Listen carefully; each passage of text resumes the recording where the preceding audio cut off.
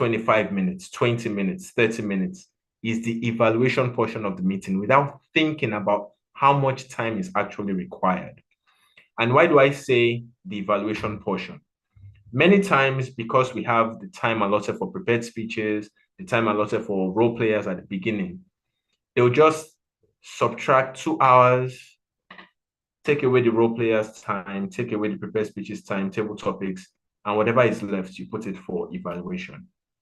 The problem here is when our meeting is done, we are going to evaluate prepared speeches, table topic speeches.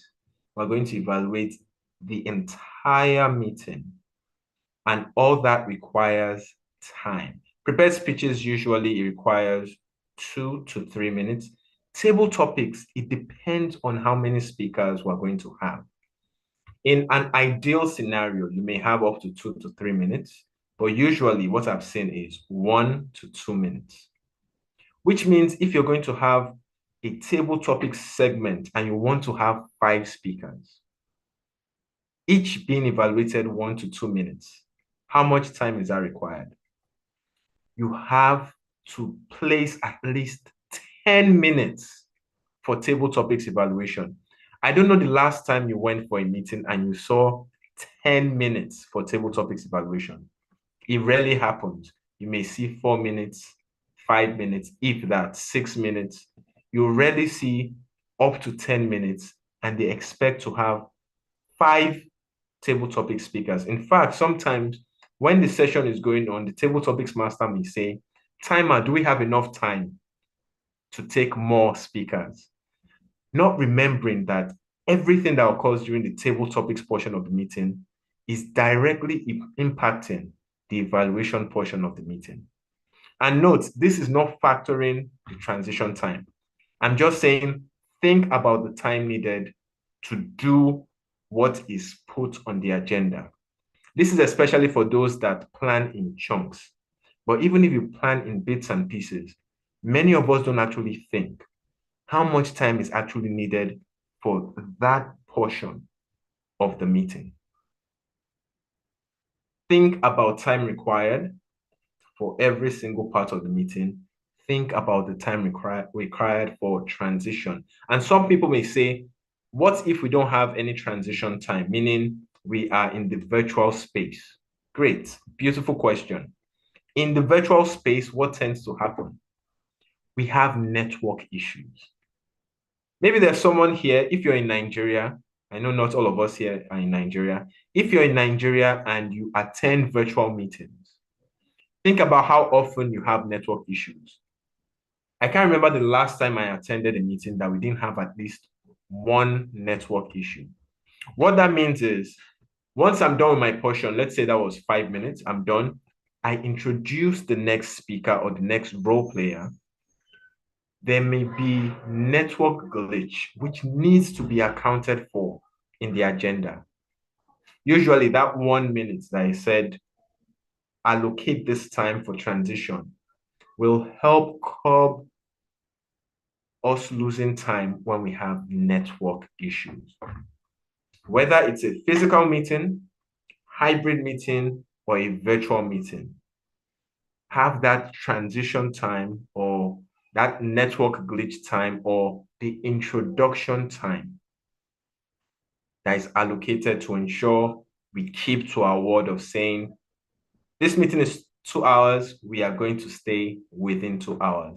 That responsibility is up to the person planning the meeting. That being said, please note, if at any point you're going to be introducing people during the course of your meeting,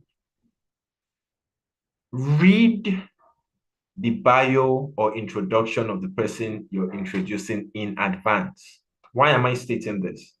Some people, when you ask for their introduction, for their bio, they may give you 2 lines, 2 simple sentences as their introduction. Some may give you 2 pages. If you simply take what someone has sent and it's 2 pages, reading the 2 pages may take you as long as 1 or 2 minutes. That's time you've not planned for. If you look at it in advance, you can simply extract salient points from there and use that as the introduction. That's just by the side. If you happen to be introducing anyone during the course of your meeting, this is something to pay attention to.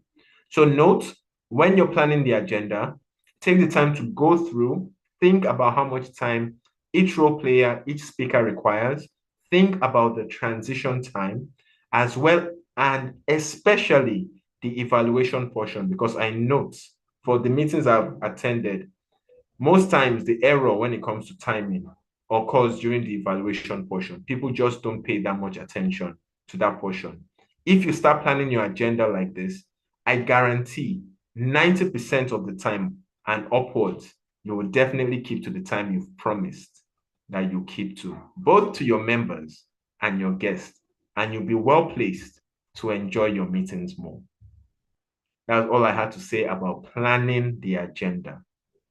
If you're the Vice President Education, you're playing the role of Toastmaster of the day, or you're simply responsible for putting an agenda together, I highly recommend that you think about this and put yourself in a position to be better equipped to have meetings that actually keep to time.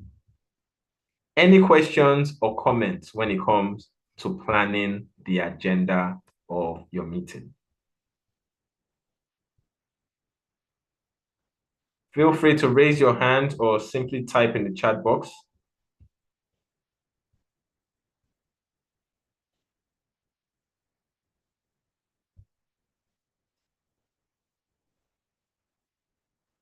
I don't see any hands and I don't see any questions, which means we can move along. There's someone here. I would like to commend her. I think I attended the last meeting she planned the agenda for, and it was just fantastic. She did such a great job of planning that agenda. She went back and forth to ensure that the time was great, and there was no need to rush any part of the meeting. The Toastmaster of the day did not have to say, table topics, we can only take 2 when the plan was 6, because she had properly planned all the role players speaking, the speeches being delivered, as well as transition time for every single segment. It was just a relaxing meeting overall, and I commend her for the job she did. She knows herself, and I commend her. Please keep it up. Now, moving right along, this will be the first role for this evening and the last part of our session for tonight. The role of timer. First, let me say, timer is one of the most important roles. Unfortunately, not many of us feel that way when it comes to the role of timer, but it's one of the most important roles. If you have a bad timer, you're almost guaranteed that your meeting is not going to keep to time. And the speakers, the role players, they may be confused as to when to stop or when to start their conclusion and finalize their speech. Because many of us have grown accustomed to looking out for that green card, the yellow card, the red card. We rely on the timer. I know I went for a meeting once, and the first card I saw was the red card.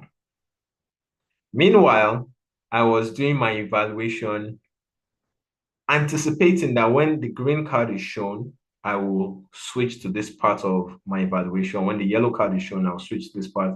And the first card I saw was the red card. That can throw you off when you're playing a role or delivering a speech. The role of timer is very, very important. Now, what does the timer do? I'm going to break this down into 2 parts. Before the meeting, during the meeting. Before the meeting, the timer, you simply prepare a speech explaining what your role is. Introduction, body, conclusion. Anytime you're playing a role, it's an opportunity to improve as a speaker. Toastmasters, please note this. Any role you're playing, use it as an opportunity to improve as a speaker and prepare your speech, especially when it comes to explaining your responsibility.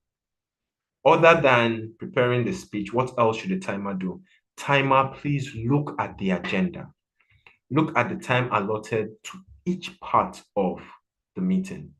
How much time does the Sergeant at Arms have? The President, prepared speeches, table topics. Familiarize yourself with this. Why? When you come up to explain, what the timer is responsible for, you're going to be showing your cards and telling people in the audience when they expect to see the green, the yellow, and the red.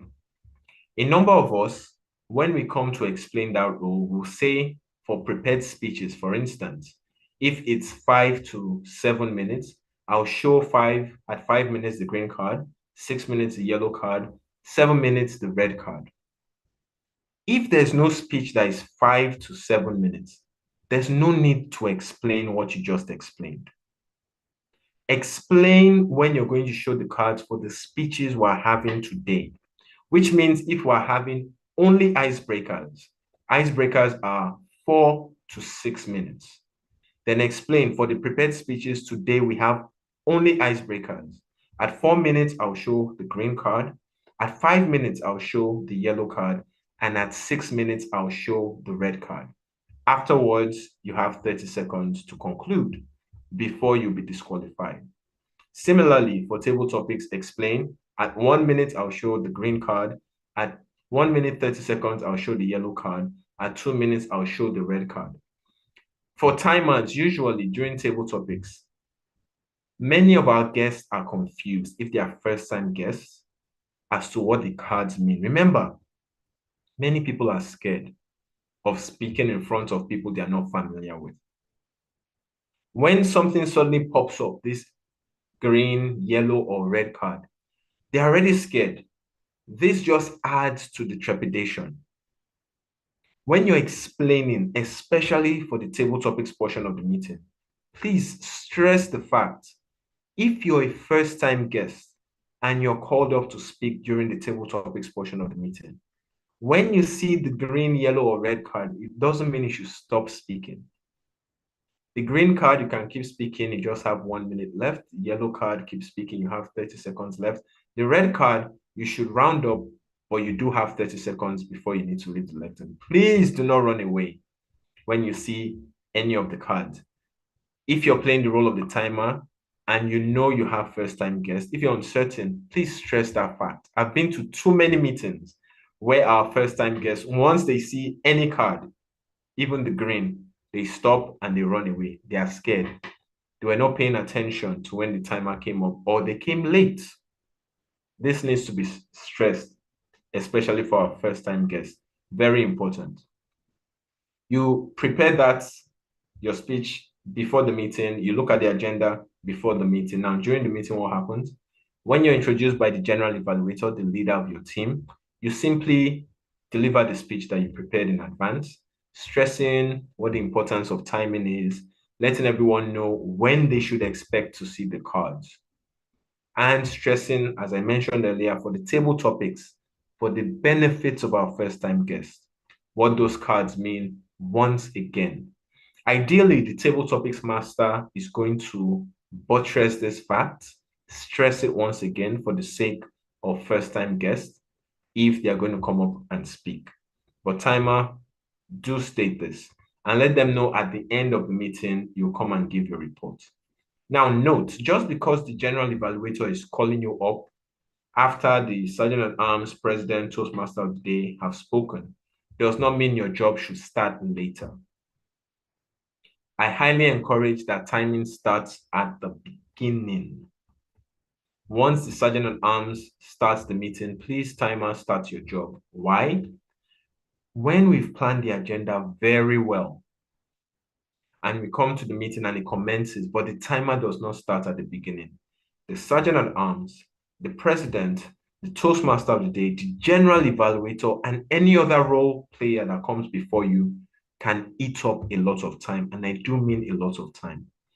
If that first portion, the introduction, has 20 minutes allotted, we can have those speakers that start, if they're untimed, use as much as 40 minutes or even more. It can get really bad. And this can be curtailed by the timer simply starting their job from the very beginning, which is why I'm saying a good timer, really, they are worth their weight in gold. And they can ensure that our meeting either sticks to the time allotted or goes well beyond that time. Please start from the beginning. And once you've given your speech, you sit down, you continue doing your job. Most meetings, we tend to vote for who we feel the best speaker is during the prepared speech segment, who we feel the best table topic speaker is during the table topics portion, and who we feel the best evaluator is during the evaluation portion of the meeting. Please note, before each vote, timer, you will need to give your report. When we're going to vote for the best speaker for the prepared speech segment, for instance, timer, you'll tell the Toastmaster of the day, all speakers kept to time except, that's assuming there's any exception to that. And then you let them know the name. Why? If anyone does not keep to time, usually we do not vote for them. Why?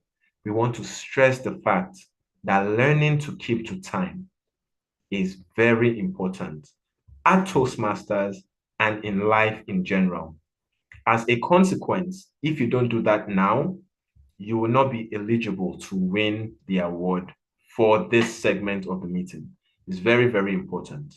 You do a similar thing during the table topics portion of the meeting and during the evaluation portion of the prepared speeches. Anytime you hear we are voting, timer, let the Toastmaster of the day know who should be disqualified. If no one is disqualified, which is our goal, just state everyone kept to time, and that's it. Once the entire meeting is done and we come to the evaluation portion, timer, you now come up to give your report. Please note, giving your report is also a speech. Once again, every single time you get the privilege of coming to the lectern, whether it's physical or the virtual screen, it's an opportunity to improve as a speaker.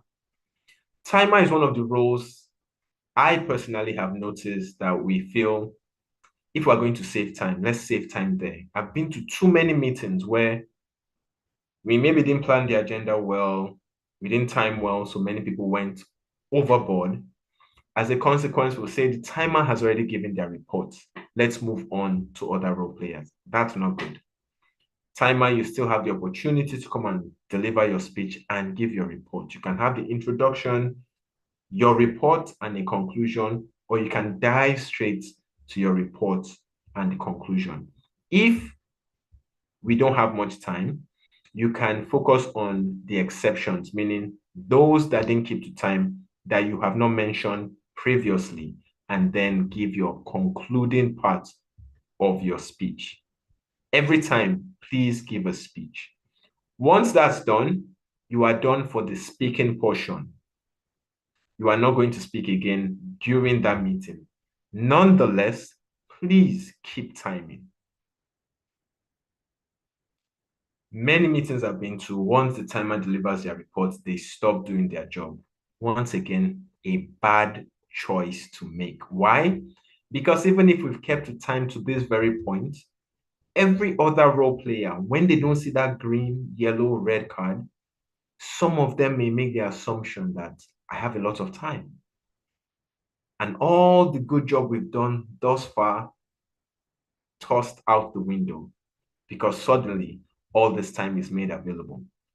However, if you, the timer, continues to display your card, yes, you're not recording the time, but you are helping them remember we still need to keep to time. Beautiful. Why?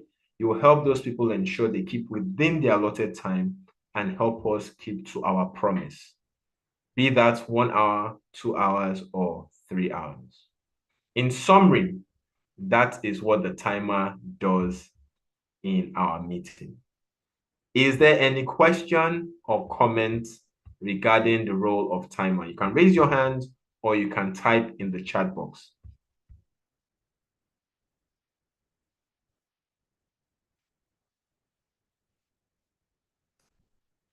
And let me stress this. One of the things that I've noticed some of us don't do is we don't take what we learn from Toastmasters and apply to real life, which is bad. We are here to get better. When it comes to how we prepare for meetings and how we execute our meetings, we should take those things from Toastmasters and apply it to life outside of Toastmasters. I guarantee you that when you start doing that, you will stand out. People will wonder, wow, how does he plan his agenda like that? How does he keep to meetings? Anytime I have been responsible for planning meetings and executing meetings, I have noticed that people always say, wow, I love how you kept to time. Thank you so much. Because they know that when I say 2 hours, I mean 2 hours. Toastmaster Marion, please go ahead. Good evening, Toastmaster John. Good evening. Okay. Thank you once again for the wonderful teachings. I've learned a lot. Please, my question is, on the part that you said, some people will be disqualified. So my question is there disqualification for somebody that has not kept to time during the meeting, in the course of their speech? Do you understand my question?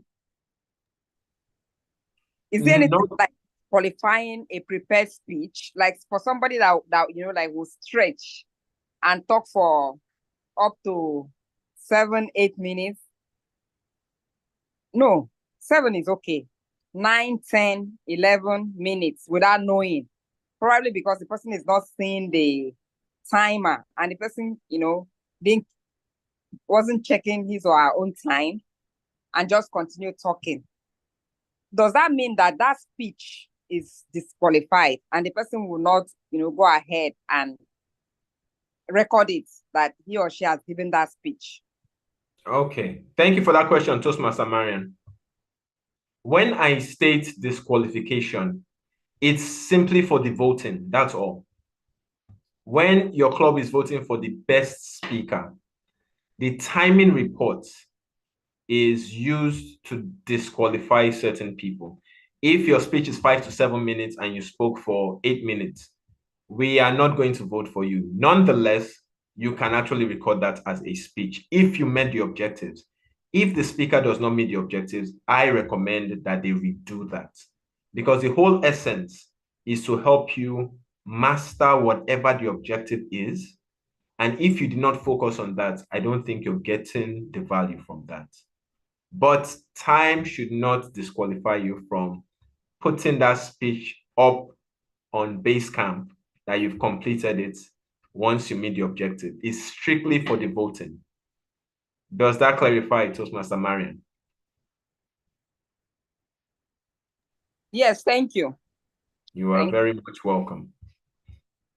I don't see any other hands and I don't see any other comments in the chat box.